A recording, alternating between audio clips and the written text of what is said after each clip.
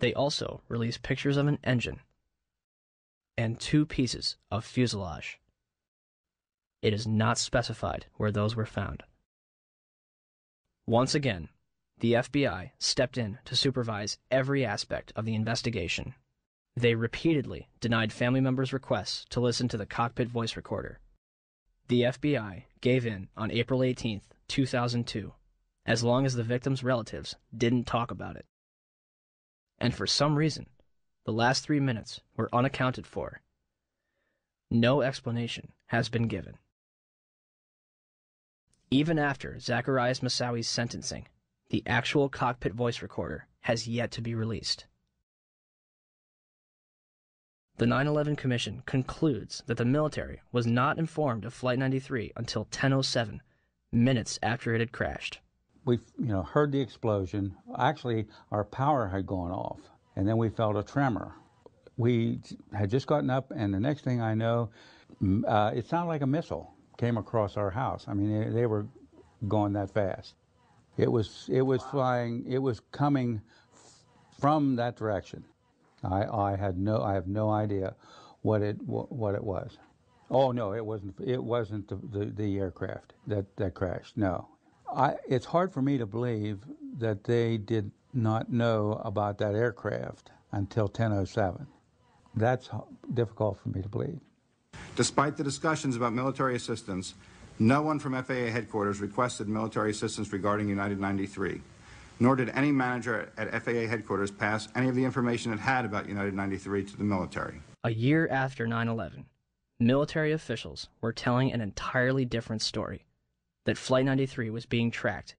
In the Pentagon Command Center, there's a report of another hijacked plane, United Airlines Flight 93. We received a report from the FAA that Flight 93 had turned off its transponder, had turned, and was now heading towards Washington, D.C. The decision was made to try to go intercept Flight 93. The rules have changed. We could do something about it now. Colonel Bob Marr is in command at the Northeast Air Defense Sector base in Rome, New York. The words that I remember as clear as day was, "We will take lives in the air to preserve lives on the ground." Marr orders his air controllers tell the pilots to intercept Flight 93. United Airlines Flight 93 will not be allowed to reach Washington, D.C. The closure time came and went, and nothing had happened. So you can imagine everything was very tense. Flight 93 is about 175 miles north and west of Washington, flying over Somerset County, Pennsylvania. Up above, a fighter jet streaks by. It was about 10:03 that the fighters reported that Flight 93 had crashed.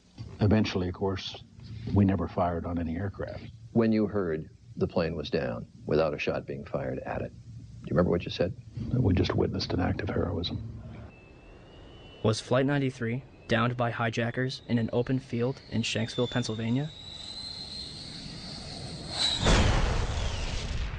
Or is the truth being withheld from the public?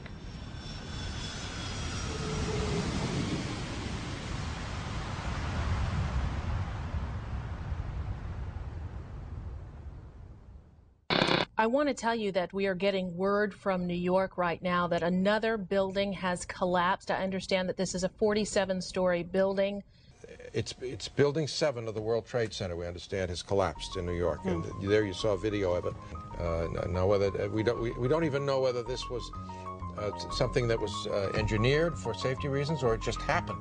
For the third time today, it's reminiscent of those pictures we've all seen too much on television before, when a building was deliberately destroyed by well-placed dynamite to knock it down.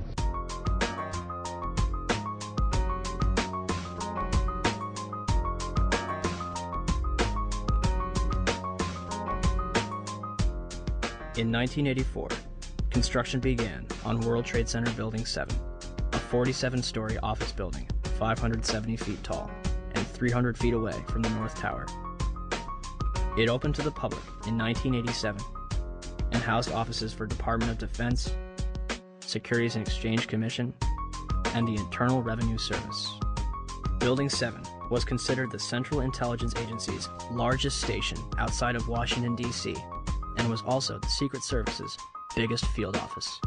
Numerous cases would be closed due to its destruction. On June 8, 1999, Mayor Rudolph Giuliani's Office of Emergency Management Command Center on the 23rd floor is opened. The command center on the 23rd floor is bulletproof and bomb-resistant, with its own air supply and generators. It's linked to city airports, the Coast Guard, and the Pentagon. Computers will soon have detailed blueprints of every major building in New York City, as well as evacuation routes. Hurricanes and heat waves would be handled here, as well as terrorist attacks. Though New York officials say their facility is not impenetrable, they're confident it could handle even the worst crisis imaginable. Deborah Fayerick for CNN, New York. The 50,000 square foot center has reinforced, bulletproof, and bomb-resistant walls, its own air supply and water tank, beds and showers, and 3 backup generators. It has countless monitors which oversee police and fire department responses, and it is staffed around the clock.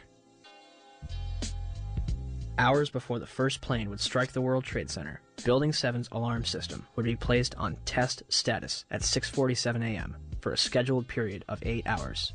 This normally occurs during maintenance, and any fire alarms from the building are disregarded. After the second plane strikes the South Tower, the building's power is shut off, and its tenants are evacuated. The major fires in World Trade Center 7 were as follows. On the east face, between floors 11 and 12. On the north face, on floors 7 and 12.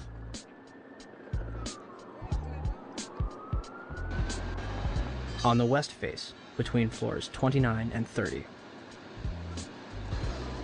Smoke obscures the entire south face of the building.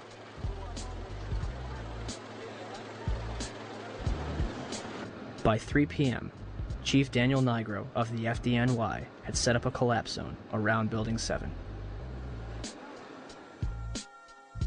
After 4 p.m., news outlets began reporting that the building had collapsed.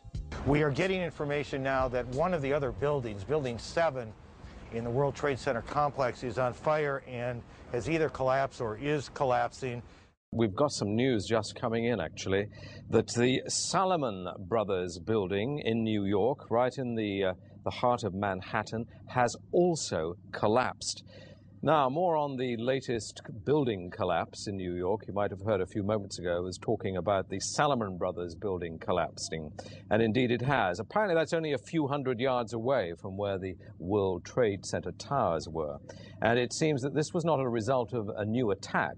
It was because the building had been weakened during this morning's attacks. We'll probably find out more now about that from our correspondent, Jane Stanley.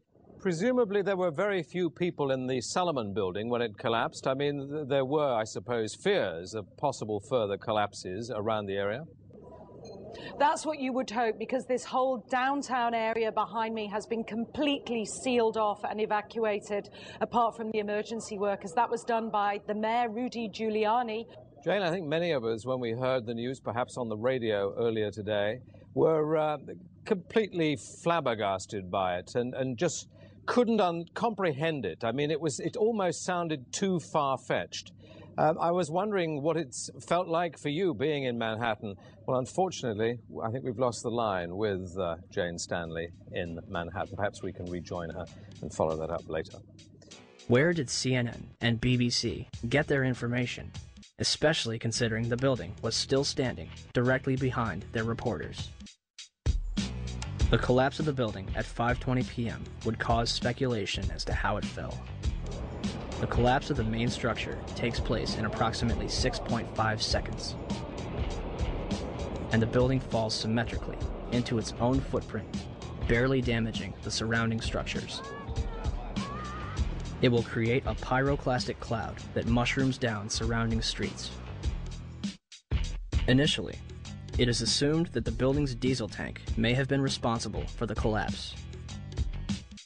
The Federal Emergency Management Agency's report in 2002 will state that the specifics of the fires in WTC-7 and how they caused the building to collapse remain unknown at this time. FEMA does analyze the collapse of Building 7, but then they say our best hypothesis has only a low probability of occurrence. This needs further investigation. And I certainly agree with them on that. Then NIST is handed the ball. It's kind of a hot potato. Okay, NIST, you explain the collapse of World Trade Center 7, this rapid, straight-down collapse of this 47-story skyscraper. Sadly, by this time, virtually all structural steel from Ground Zero had been recycled, and no steel was recovered from Building 7 for investigation. As of this date, NIST is still working on their final report. NIST decoupled the study of the collapse of Building 7 from the analysis of the collapse of the towers.